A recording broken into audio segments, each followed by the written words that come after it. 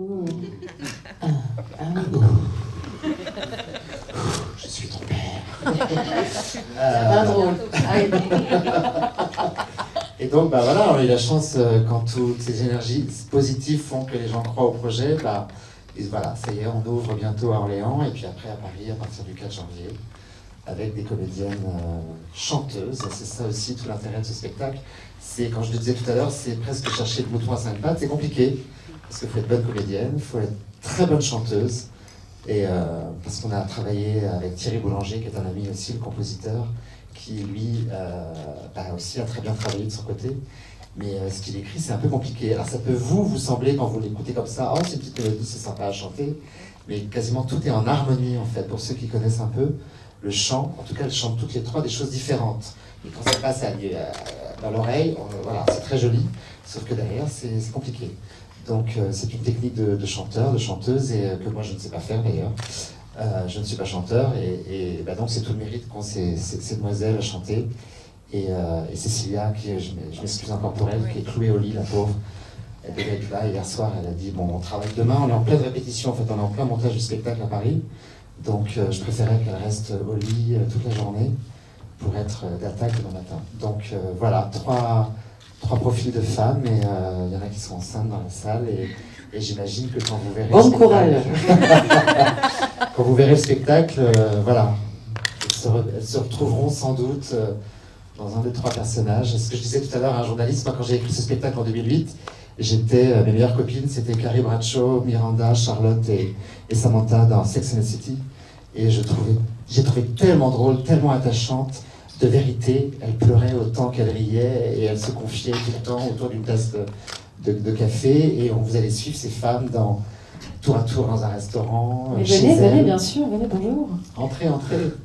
Et dans les magasins, dans une grande surface, voilà, on est dans la vie de tous les jours en fait. Et ces trois copines à vivre justement ces 9 mois avec tout ce que ça peut avoir de joie, de questions, de stress, de pipi, de vomi, de pleurer, de vie, quoi. Ouais. Enfin ça, ce sera pas en direct sur scène, je vous promets. Presque pas en direct. Presque pas. Elles vont backstage. Mais non, enfin moi, en tout cas, c'est un vrai bonheur de le... Et puis finalement, et en plus ce spectacle, donc j'ai écrit il y a 10 ans, et à chaque fois je me prenais dans le métro, je fais un jour, je vais trouver quelqu'un qui va avoir pas piqué l'idée, parce que j'en ai pas parlé mais de dire ça y est, et j'arrêtais pas de dire à Charlie, il faut qu'un jour on le joue, parce qu'un jour on va avoir 3 femmes enceintes, et ce sera pas mon spectacle. On l'a vu au cinéma avec le fameux 9 mois, qui est sorti il y a une quinzaine d'années, je crois. Ça date un peu maintenant. Ouais. Il y a eu aussi, avec Marine Jobert aussi, qui voulait être enceinte et qui imaginait sa grossesse, qui se mettait des mousses et tout. Enfin, et je suis même étonné que ce ne soit pas venu plus vite au théâtre finalement. Donc ça a déjà été abordé évidemment, mais dans ce schéma-là, en comédie musicale, parce qu'on a la chance d'avoir 16 chansons. Et encore une fois, notre intérêt à nous tous, c'était de faire de la vraie comédie musicale. C'était un peu à la Michel Legrand, en moins complexe, parce que Michel Legrand, c'est quand même encore un autre monde, mais elle parle, et d'un seul coup, elles se mettent à chanter, et c'est la magie de la comédie musicale. On continue à se parler en chantant, en fait. L'histoire avance. C'est un vrai schéma de comédie musicale, comme ce que doit être la comédie musicale, c'est-à-dire que on n'a pas un single, et puis d'un coup, on fait notre scène, et puis d'un coup, chanson, tube. C'est ça, c'est vraiment la continuité c'est aussi des scènes, le chant. On raconte une histoire, on continue à raconter notre histoire par la chanson. Et du coup, c'est le côté, entre guillemets, classique, classique ne voulant pas dire vieillot du tout, le côté classique et vrai de ce qu'est la comédie musicale, mais dans une œuvre qui est une comédie et qui est super actuelle, et qui est dans un parler quotidien. C'est-à-dire que ça parle, exactement comme disait Emmanuel tout à l'heure, c'est des copines qui sont dans sa montée, puis qui... voilà, c'est comme vous et moi, on parle à nos copines, quoi. Donc chacun s'y retrouve. Et puis après, la folie du spectacle, c'est-à-dire que je ne sais pas si vous auriez un jour imaginé entendre un numéro de cabaret sur le thème de la péridurale. On l'a fait. Et elle se met tout à danser dans le grande surface. Comme dans la vie, quoi. Sur le péridurale. Bien sûr, comme dans la vie, tout à fait. Mais donc, c'est intéressant, encore une fois, parce qu'il y a 3 profils de femmes. Il y a celle qui, évidemment, a déjà réservé tout pour avoir la péridurale. L'autre qui, elle, c'est hors de question, c'est pas dans sa culture, c'est pas dans son éducation. Je veux sentir le bébé arriver, je veux vivre ces premiers instants. Il y a une maman qui s'y reconnaît là, c'est ça? Non, mais après, il y en a beaucoup qui reviennent dessus quand même. Et oui. donnez-moi une péridurale. Et c'est ça. Et il y a justement On veut celle qui ne flingue. sait pas. Moi, je sais et, pas.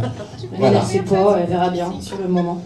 Et donc, on en a fait un numéro comme ça, très drôle, très, très joyeux, parce qu'effectivement, c'est un sujet un peu grave, qui peut faire peur, qui peut stresser. Et on en a fait un numéro super fun. Moi, mon envie première, de toute façon, c'est que les gens viennent et c'est en plus, vous serez tous là évidemment, à Orléans et à Paris. C'est en plus quelque chose que je voulais faire il y a 10 ans et que j'ai pas pu faire. Tous les décors sont projetés en plus, donc j'ai travaillé avec un dessinateur et on est vraiment dans quelque chose de très ludique, très BD, très journal de femmes. C'est un mix entre les triplés, Marie-France, Marie-Claire, enfin c'est super fun et joyeux. Donc voilà, même s'il y a des moments très forts d'émotion, c'est important dans le spectacle, mais surtout... La dominante reste le rire. Le rire, le jeu, voilà, aujourd'hui on a besoin de s'amuser. Quand on sort le soir à 21h au théâtre, il y a des sujets graves, mais moi je n'ai pas envie d'en parler. Je pense que je ne serais pas très doué. Moi j'adore faire rire, donc je pense que ça le fait. On rigole déjà beaucoup en répétition, donc ça c'est formidable. Et puis des petites pépites, des moments chorégraphiés aussi. Donc vous verrez, des petits retours dans le temps. Il y a une chanson très 20, très années 30, où d'un seul coup c'est une espèce de rêve, elles n'arrivent pas à dormir, elles sont dans leur lit et elles s'appellent. Parce que dormir avec un gros bide, quand on arrive à 7-8 mois, ça devient de plus en plus compliqué. Pour faire l'amour aussi, c'est compliqué, on en parle. C'est un sujet aussi, voilà. Et elle en sait un rayon parce qu'elle est chaude comme la presse. Il veut dire sur scène. Oui, bien sûr, mais je prends plus des personnages. Je vais appeler mon mari, je vais lui poser la question. Et il y a une chanson sur ça, justement, sur... Voilà, change, mets-toi sur le côté et tu verras, tout se passera bien. Donc voilà, il faut s'amuser, on est là pour s'amuser. Et c'est en plus des vrais sujets, quoi. C'est des vrais sujets qui arrivent. Et quand je dis que c'est un spectacle autant évidemment pour les femmes, mais aussi pour les hommes, j'espère qu'il faut ramener les copains, il faut ramener les maris, parce que un bébé, ça se fait à deux, quoi. Ne serait-ce que pour comprendre ce qu'ils ont fait vivre à leur mère. Il faut garder les C'est bébés. dans leur... Non, il faut venir avec les enfants, parce que je suis sûr il y a plusieurs lectures. C'est tellement joyeux, tellement coloré. Tu vas venir, Noah? Ouais, tu vas venir. Il y a 10 ans, les enfants venaient déjà. On a eu plein d'enfants dans la salle. Je ne dis pas que c'est un spectacle pour enfants. Roxane, tu viens ou pas? Mais il y a des lectures, rien n'est vulgaire, tout est suggéré et c'est joyeux. Donc ça danse, ça chante. Et je ne suis pas étonné que, déjà là, en regardant les clips, on ne les a pas entendus, ça n'a pas pipé. Parce que justement, c'est très joyeux, fun et on est là pour s'amuser, quoi. Donc moi, je viens de Disney, donc je fais ça toute la journée. On fait rêver les petits éléments. Et à Disney, je dis tout ce que je fais, il faut que ça plaise de 2 à 102 ans. Donc on a tous les publics, donc il faut trouver ces choses qui font que ça fonctionne. En tout cas, j'espère que ça fonctionnera. Moi, j'aime bien l'idée de faire une pièce déjà qui parle de femmes, parce que dans les rôles qu'on peut proposer aux comédiennes, on a souvent un petit peu des clichés. Il y a toujours la jeune première, il y a les rôles de jeune première pour les jeunes femmes qui ont la vingtaine. Après, il y a les rôles de maîtresse, un peu, voilà. Et puis il y a les rôles de maman. Et puis finalement, c'est un peu diversifié. On peut tomber vite dans les rôles qu'on nous propose, dans toujours la même chose. Et là, c'est cool parce que on se retrouve avec déjà des choses. Moi, on m'avait jamais proposé, alors qu'elle est très proche de mon énergie, on m'avait jamais proposé ce type de rôle. On me propose toujours un petit peu le même truc. Et donc ça m'amusait. Ça m'amuse aussi d'aller dans de la comédie parce que ça change, ça fait du bien.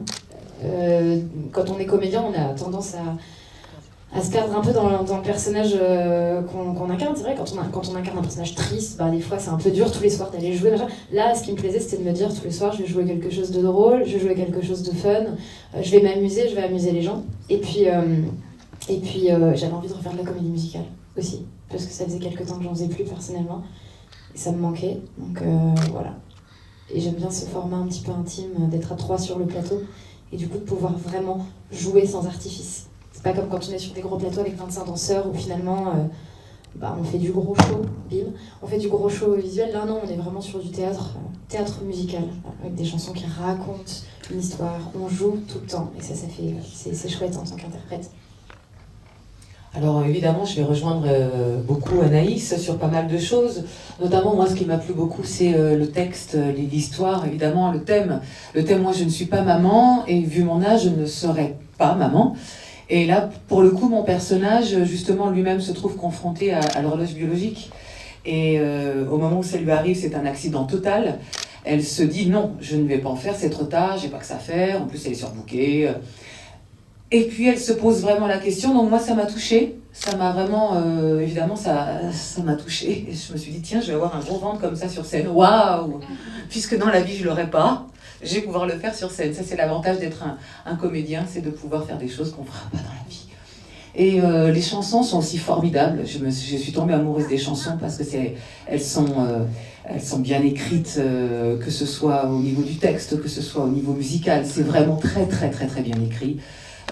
On raconte vraiment beaucoup de choses et j'ai trouvé vraiment le projet très très très attrayant. En tout cas, moi je suis tombée amoureuse, donc j'étais ravie de faire partie de l'équipe. Il y a juste un truc que j'ai oublié. Ce qui me plaisait aussi, c'est le côté naturel, très vrai en fait, du perso. J'en ai un peu marre, moi personnellement, de ces œuvres où il faut que la femme soit toujours super canon, tirée à 4 épingles, parce que la femme doit être de l'amour, la femme doit être parfaite, la femme doit être voilà. Là, évidemment, elles sont jolies, elles sont bien habillées, mais il y a des moments de vérité où ouais, on peut être claqué, on peut être un peu épuisé parce qu'on a mal au bide, parce qu'on arrive à faire pipi toutes les 4 secondes et qu'on peut plus et machin et tout ça. Ce truc dont on va peu parler en fait, on met toujours en avant le côté ah la grossesse, c'est génial. Et en fait non, des fois c'est des moments qui sont pas faciles et je trouvais cool de parler aussi de ces choses-là. En fait, oui, voilà, c'est ce truc de femme où il faut toujours montrer les beaux côtés. Voilà. Non, il y a aussi des côtés un peu relous, un peu pas glam. Et j'aime bien me dire la que grossesse, en fait, pas nécessairement glam aussi. La grossesse, c'est pas forcément, effectivement... D'ailleurs, c'est pour ça que, pour dépeindre très vite les personnages, le personnage de Cécilia Cara, qui est Capucine, est justement la maman qui veut devenir maman, une femme qui rêve de ça, et elle est très heureuse, elle est dans les clous à fond. Alors que mon personnage, donc, comme je vous ai dit, n'était pas du tout prête à faire ça, et du coup, la grossesse, elle va la vivre complètement différemment. Et exactement, c'est pareil pour Anaïs. Vas-y, tu peux parler de ton personnage, évidemment. Ouais, non, la mienne, elle est à l'arrache en fait, et je trouvais ça chouette parce que dans la vie, je suis à l'arrache. Les femmes, on est à l'arrache. Des fois, on se lève le matin, on se fait une vieille queue de cheval un peu pourrie, et puis on n'a pas le temps de se maquiller, puis c'est pas grave en fait. On n'est pas toujours. Non, ça c'est pas possible. Je veux pas non, mais je trouve ça bien aussi de montrer ça parce que dans toutes les pièces que j'ai faites, finalement, il y avait toujours un truc. Il faut être beau, quoi, il faut être bien, il faut être machin. J'ai pas toujours envie de donner moi cette image-là, j'ai envie de dire ouais non, mais on a le droit aussi d'être moche un jour, puis d'être comme ça parce qu'on a vomi toute la nuit, parce qu'on n'arrive pas à dormir parce que bébé a bougé et tout, et c'est ça la vraie vie. Et je trouvais bien de parler de la vraie vie, en fait. C'est bien de montrer ça aussi. Parce que sinon, même moi, des fois, ça me file des complexes, des fois, de jouer des rôles où on passe 2 heures au HMC, où on est hyper canon, et puis dans la vie, on n'arrive pas du tout à reproduire ça. Je trouve ça cool d'être dans la vraie vie. Je crois qu'avec ça, on n'est évidemment pas dans la vraie vie parce qu'on ne se met pas à chanter au milieu du salon de thé dans la vraie vie. Puis on vous rassure, on n'accouche pas sur scène. Hein. On n'accouche pas sur scène, ouais, c'est vrai. Mais après, ça reste une problématique qui existe. Quoi. Est-ce que tu l'as dit que ce que tu voulais monter, ta mise en scène était aussi très très BD. Oui, voilà. C'est important de le dire. Tout est projeté, les images, on ouvre un magazine et c'est ludique. Tout est en animation, les décors vont s'animer comme ça en live. On va passer du salon de thé à la cuisine, au supermarché, parce qu'évidemment, juste avant d'aller à la maternité, on fait les courses, il y a la fameuse liste de grossesse. Et donc, elles se retrouvent toutes, elle ne comprend rien, évidemment.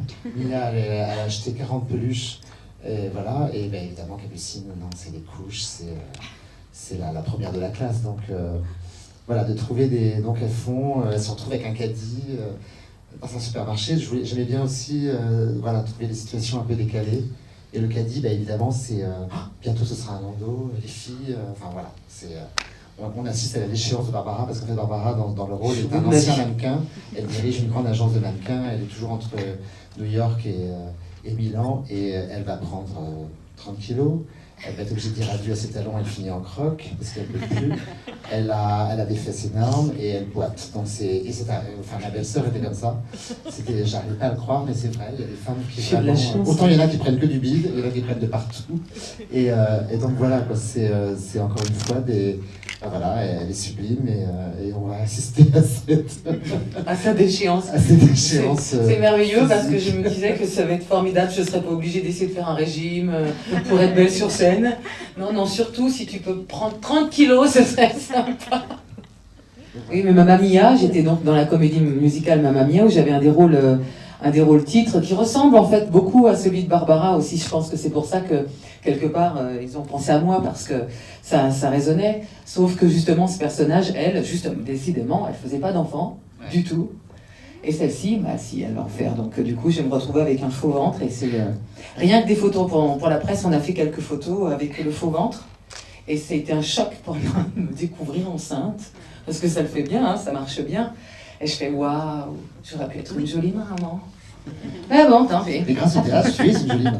Voilà. Je pense sincèrement qu'il n'y a pas de hasard, entre guillemets. Enfin, je crois beaucoup les choses qui doivent se faire se feront. Je pense que la vie met aussi sur notre chemin des rôles qui nous parlent. De là à dire que voilà. Mais je pense, je sais pas, salut les copains, je jouais une jeune fille qui vivait dans les années 60, qui était voilà, donc je l'ai pas expérimenté, mais c'est vrai que ça m'a parlé. Mon papa était fan. Quand j'étais gamine, ils m'ont passé les disques. Ça a fait écho, là, ça fait écho à mon expérience personnelle. Il y a toujours des trucs qui font écho dans le caractère, on s'y voit, si on est capable de s'y fondre, c'est qu'il y a un truc qui fait écho, mais bon. Mais il y a ça quand même, pour le coup. Il y a quand même ce truc où on se dit, moi je me dis que pour jouer un personnage, il faut un peu en tomber amoureux. Je tombe toujours amoureuse des rôles que je joue. Ouais, voilà. C'est très vrai, ouais. Vraiment, elle, quand elle parle, Mia, elle m'émeut, en fait. Mais c'est pas moi, c'est Mia. Elle m'émeut vachement, et c'est pour ça que j'arrive à la jouer parce que je l'aime et puis je la comprends et puis j'ai de l'empathie pour elle. Ouais. Ouais. Ah c'est obligé. Si on n'aime pas un personnage, je pense qu'on peut pas le jouer correctement parce qu'on n'arrive pas à. Il faut vraiment l'embrasser, quoi. Il faut vraiment se dire, même si c'est un personnage horrible, même si on joue un serial killer, même si on joue quelqu'un d'infect, il faut trouver à un moment le truc qui fait qu'on le comprend et qu'on se dit. Ok, je vois pourquoi t'as fait ça. Limite, je t'en veux pas. Si on l'aime pas, si on le rejette, on peut pas l'incarner. On l'accepte pas, on veut pas. Donc, Mais là, on parle aussi. Alors, c'est sûr qu'on parle du travail de l'acteur et c'est ce qu'on fait là, mais justement, c'est ce que je disais tout à l'heure en interview. C'est aussi là que notre metteur en scène est extrêmement important pour nous. Il est même capital. Son rôle est capital parce que. Notre apprentissage, c'est de trouver notre personnage, même s'il est peut-être un peu loin de nous ou pas, bon, en tout cas d'avancer dedans, mais c'est lui qui nous aide à avancer, à le trouver, et c'est avec son talent qu'il arrive à faire ça, c'est-à-dire nous mettre en confiance, et ça c'est vraiment primordial dans le travail sur scène, le travail d'un bon metteur en scène. C'est un travail d'équipe, mais sans lui, on peut être un très bon comédien et faire quelque chose d'un peu raté, parce que le metteur en scène en face, il sait pas de quoi on parle, il sait pas trop ce qu'il veut. Là, on a quelqu'un avec nous qui sait vraiment ce qu'il veut. Dans sa tête, c'est très clair, et ses personnages sont très bien dessinés, et il nous emmène là où il veut, et c'est super important. On a besoin de ça. Voilà. T'as enregistré, Jordan? Jordan, c'est notre producteur. Ouais. Et là, il rigole, se capte. Ce que j'aime bien avec ce format très actuel, qui est énorme, très quotidien, très aussi dans la comédie, c'est que ça ouvre des portes. C'est-à-dire quand on joue du classique ou quand on joue du drame, on peut difficilement proposer. La proposition est plus restreinte parce que le classique, il faut le respecter. Tout ce qui, on va pas réécrire du Molière, on va pas réécrire. Voilà, c'est comme ça. Et quand on joue du drame, on est dans une émotion et dans un truc. Donc voilà. Quand on est dans de la comédie, des fois on peut proposer des choses, on peut et ça pour moi c'est un truc que j'adore faire. Et je m'éclate à ça. Après, Emmanuel est là pour dire ouais, ça c'est cool, bonne idée, ça tu t'éloignes. Parce que sans chef d'orchestre, à un moment, ça joue faux. Mais c'est assez cool ce format, cette manière de parler très quotidienne, très. Moi je dirais plutôt tel mot.